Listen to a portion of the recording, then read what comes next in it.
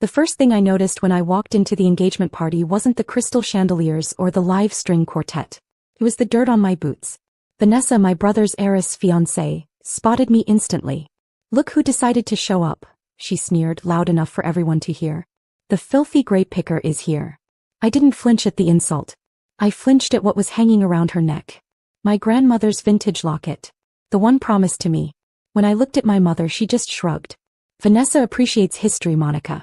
You just get it dirty." Before I tell you what I did next, drop a comment and let me know where you're listening from and what time it is for you right now. I'd love to know who's part of our community. I didn't storm out of the party. I didn't throw a drink or scream or give them the satisfaction of a breakdown. I simply turned around, walked through the service entrance and went down the stone stairs to the reserve cellar. The air down here is always exactly 55 degrees. It smells of French oak, aging tannins and patience. It's the smell of my life's work. Upspread, they were drinking my wine, a 2018 Cabernet that had won gold in France, without having the faintest idea who had blended it. I sat on a wooden crate and pulled out my phone. My hands weren't shaking. In fact, I felt a strange, cold clarity, like the fog lifting off the vineyard at dawn. To my family, I was Monica the failure. Monica the farmhand who couldn't cut it in the corporate world. But the deed to the Golden Leaf estate is in a trust, and the sole beneficiary of that trust is me. I bought this land 5 years ago when it was nothing but dried out dirt and potential. I turned it into the premier vineyard in the valley. My parents think the estate is owned by a foreign investment group that lets me live in the cottage out back as part of my labor wages. I never corrected them. I opened my banking app. It was the first of the month, which meant the automatic transfer was scheduled for tomorrow morning. $5,200. That was the amount I sent my parents every single month. I labeled it estate dividends in the transfer description, letting them believe it was a payout from a small investment grandma had left. It wasn't. It was my profit. It was the sweat from my brow and the dirt from my fingernails. For a long time I lied to myself about why I sent it. I told myself it was duty. I told myself I didn't want them to worry about their mortgage or their medical bills. But sitting there in the dark with the memory of Vanessa wearing my grandmother's locket still burning in my mind, I finally admitted the truth. I wasn't being a dutiful daughter. I was being a gambler. I had been playing a rigged game for years. I thought that if I removed all their stress, if I paid for the lifestyle they couldn't afford, if I fixed every problem before they even knew it existed, then maybe, just maybe, they would finally have the emotional capacity to love me. I thought love was something you could buy if the price was high enough. I thought if I put enough coins into the slot machine of my parents' affection, eventually I would hit the jackpot. But looking at that pending transfer, I realized the machine was broken. It didn't matter how much I put in. It was never going to pay out. They took the money, credited it to their own good fortune, and used the emotional space I bought them to dote on Justin and his fraudster fiancé. I wasn't a daughter to them. I was a silent utility company, keeping the lights on so they could shine on someone else. I tapped the screen. The option to cancel recurring payment popped up. A warning box appeared asking if I was sure. I had never been more sure of anything in my life. I pressed confirm. The screen flashed. Transfer cancelled. $5,200 stayed in my account. It was a small act, invisible to everyone upstairs, but down here in the dark, it felt like the first breath of air I'd taken in years. The transaction was over. The Bank of Monica was officially closed. I stood up and brushed the dust off my jeans. The party was still going on upstairs. I could hear the muffled thump of the bass and the laughter of people who thought they were better than me. I decided it was time to rejoin them. Not to participate but to watch. I wanted to see exactly who these people were when they thought they were winning. I slipped back into the ballroom, leaning against a limestone pillar near the bar. I wanted to see the show from the cheap seats. Or in my case, the free seats, since I owned the building. The atmosphere had shifted. The string quartet had stopped, and Vanessa was holding a microphone, standing on the raised dais with my brother Justin. She was in the middle of a speech about her solar empire. It was a masterclass in buzzwords. She talked about disrupting the energy grid and leveraging green assets, without actually saying a single concrete thing about what her company did.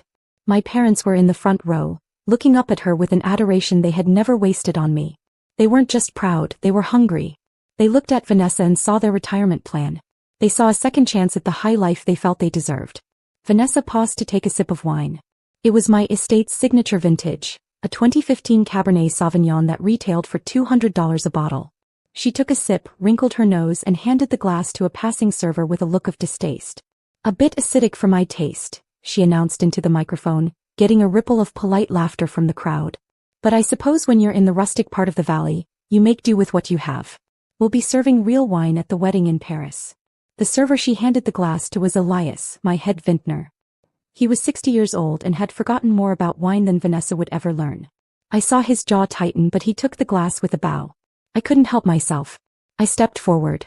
Actually, I said, my voice cutting through the laughter. That acidity is intentional. It's a high-altitude Cabernet. It needs to breathe for 20 minutes to open up. If you drink it straight from the bottle, you miss the point. The room went quiet. Vanessa looked down at me from the stage, her eyes narrowing. Oh look, she said, smiling that shark-like smile. The farmhand has an opinion. That's adorable, Monica. Did you read that on the back of a box? I read it in the soil reports, I said calmly. Because I know this land. Vanessa laughed, a sharp barking sound. She turned to the crowd, gesturing at me like I was a prop in her comedy routine. You see what I have to deal with, she said. This is the problem with people who work with their hands. They think getting dirt under their fingernails makes them experts in taste. But class isn't about how hard you sweat, Monica. It's about how smart you work. Some of us build empires with our minds. Others just dig holes. My parents laughed. My father, Robert, actually clapped his hands. She's got you there, Monica, he called out. Leave the thinking to the professionals. I stood there letting the insult wash over me. But instead of anger, I felt a strange, cold fascination. It was the theater of absurdity. Here was a woman who produced absolutely nothing. Her empire was a shell company. Her stories were lies. Her entire existence was parasitic. She fed off the value others created. And she was standing there mocking me for being a laborer. It was the ultimate irony of the grifter. She believed that fraud was a higher form of intelligence than creation. She thought that because she stole value, she was superior to the person who made it. It was the Dunning-Kruger effect of status.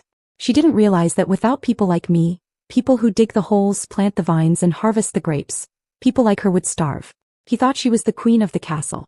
She didn't realize she was just a vandal breaking windows in a house she didn't own. I caught Elias's eye. He gave me a barely perceptible wink. He knew. I knew. And soon everyone else would know too. You're right, Vanessa, I said, backing away. I'll go back to digging holes. You enjoy your spotlight. She turned back to her adoring audience, basking in their applause. She didn't notice that I wasn't walking toward the exit. I was walking toward the security office. The spectacle wasn't over.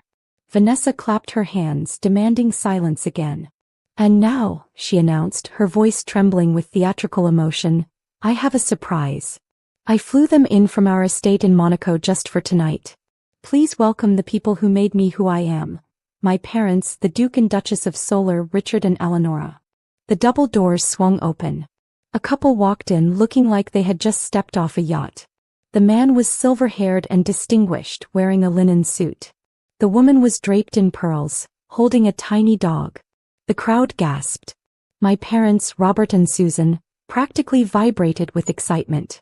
They rushed forward, abandoning their dignity entirely to greet these titans of industry. I squinted. The lighting in the ballroom was dim, designed to flatter, but I have 20/20 vision. I watched Richard shake my father's hand. I watched him flash a practiced, charming smile, the kind of smile you learn in a workshop. And then it hit me. I knew him. I didn't know him from a boardroom or a Forbes list. I knew him from a casting call I'd held 18 months ago. His name wasn't Richard. It was Barry. He was a C-list commercial actor from Sacramento. I had hired him to play Grandpa Joe in a 30-second spot for our Autumn Harvest Festival. He had spent 4 hours complaining about the craft services and asking if the role would make him eligible for a union card. I looked at the Duchess. She looked vaguely familiar too, probably an extra from the same agency. I watched my father bow his head slightly as Barry clapped him on the shoulder. Robert, Barry boomed using his stage voice. Vanessa tells us you've raised a fine son. We're honored to merge our dynasties. My father beamed. He actually glowed. The honor is ours, Richard. We've always known Justin was meant for great things. It was a scene so pathetic it made my stomach turn. My parents were fawning over a man I had paid $300 to eat a grape on camera. They were desperate for his approval. They looked at these paid liars and saw everything they wished they were. And that's when the real heartbreak set in. It wasn't about the fraud. It was about the replacement. I realized then why they had given away my locket. I realized why they had erased me. They didn't love Vanessa and her family because they were good people. They loved them because they were a mirror. Vanessa reflected back the image my parents wanted to see of themselves. Wealthy, important, aristocratic. I was the mirror they wanted to smash. When they looked at me with my work boots and my calloused hands, they saw the truth. They saw the struggle, the debt, the mediocrity they had actually come from. I was the reality they were trying to escape. Vanessa was the fantasy they wanted to inhabit. They weren't just choosing a daughter-in-law. They were choosing a replacement child. They were trading in the daughter who kept them alive for a daughter who made them feel special. I watched my mother laugh at something the fake Duchess said, a high, girlish giggle I hadn't heard in years. She looked so happy. She was living in a delusion and she loved it more than she had ever loved me. Nice performance, Barry, I whispered to myself. I turned away from the sickening display. I had seen enough. I knew the actors. Now I needed to know the script. If Vanessa had hired a cast for her engagement party, this wasn't just a lie. It was a production. And productions leave paper trails. I slipped out the side door and pulled out my phone. It was time to make a call to the only person who hated bad acting more than I did. My forensic accountant. I walked out to the terrace, the cool night air hitting my face like a splash of cold water. Inside, the applause was still thundering for the fake Duke and Duchess. Outside, it was just me and the silence of the vines. I pulled out my phone and dialed. It rang once before she picked up. It's Saturday night, Monica, a sharp voice said. This better be good. It's better than good, Sarah. It's actionable, I said. Sarah was my forensic accountant, a woman who found more joy in a spreadsheet than most people found in a marriage. I need you to run a name for me. Right now. Who? Vanessa. Claims to be the CEO of a company called Solaris Green Tech. Her father is supposedly a Richard somebody, Duke of Solar, currently played by a commercial actor named Barry. I heard the rapid clicking of a keyboard on the other end. Solaris Green Tech, Sarah muttered. Give me 30 seconds. I waited, looking back through the glass doors. Vanessa was holding court, showing off her engagement ring. A ring I knew my brother had put on a credit card he couldn't pay off. My mother was touching the fake Duchess's pearls with reverence. They looked so desperate. It was painful to watch. Okay, Sarah said, her voice dropping an octave. We have a problem. Define problem. Solaris Green Tech doesn't exist. Well, it exists as a registered LLC in Delaware, but it has 0 assets, 0 employees and no physical address. Zashel Monica. A ghost. And the money? I asked. She claims she's worth millions. She's worth -8 million, Sarah corrected. I'm looking at judgments against the LLC. Unpaid vendors, defaulted loans, a lawsuit from a venture capital firm in Texas. But here's the kicker. The signer on the incorporation documents isn't Vanessa. Who is it? Valerie. Valerie. Let me check the last name. Valerie Jenkins. And Monica? I'm running a background check on Valerie Jenkins right now. She has outstanding warrants for wire fraud in Nevada and Florida. I closed my eyes. It wasn't just a lie. It was a felony. She's a fugitive, I whispered. She's a professional predator, Sarah said. She finds families that look wealthy but are desperate for status, dazzles them with fake tech money, and then drains their credit before moving on. She's probably already opened lines of credit in your brother's name. My blood ran cold. Is it? My idiot brother with his leased BMW and his desperate need to be important. He wasn't marrying an heiress. He was marrying a parasite that was going to leave him bankrupt and possibly in jail as an accomplice. Send me everything, I said. The warrants, the shell company filings, the headshot of Richard, if you can find his casting profile. Everything. Sent, Sarah said. Do you want me to call the police? Not yet, I said, watching Vanessa laugh inside the ballroom. I want her to see it first. I want my parents to see exactly what they bought with my inheritance. I hung up. A second later, a PDF arrived. Mugshots, court records, a trail of fraud across 3 states. I walked to the AV booth where my estate manager, Elias, stood guard. Plug this in, I said. Override the slideshow. On stage, my father was mid-toast about legacy. I stepped up, took the microphone from his stunned hand and faced the room. I have a gift, I said. Since my parents gave away my grandmother's locket, I thought I'd return the favor, with the truth. The screens went dark, then lit up with documents. Vanessa's bankrupt shell company, a fake Duke, exposed as an actor, and finally a mugshot. Name Valerie Jenkins. Charges: wire fraud, identity theft, grand larceny. The room froze. She's not an heiress, I said calmly. She's a fugitive. Valerie screamed, lunging at the stage, but I only raised my hand. Elias stepped forward with real security. The police are at the gate, he said. Your orders, Ms. Owner? The word hit like a blade. Yes, I said. Escort them out. My father stared at me in horror. Owner. I bought this land, I replied. Every vine, every brick. I paid your bills while you called me a failure. I turned to Valerie. You're standing on my land, drinking my wine and wearing my locket. I held out my hand. She dropped it. The police lights flashed outside. When the doors closed, the celebration was gone. So was their illusion.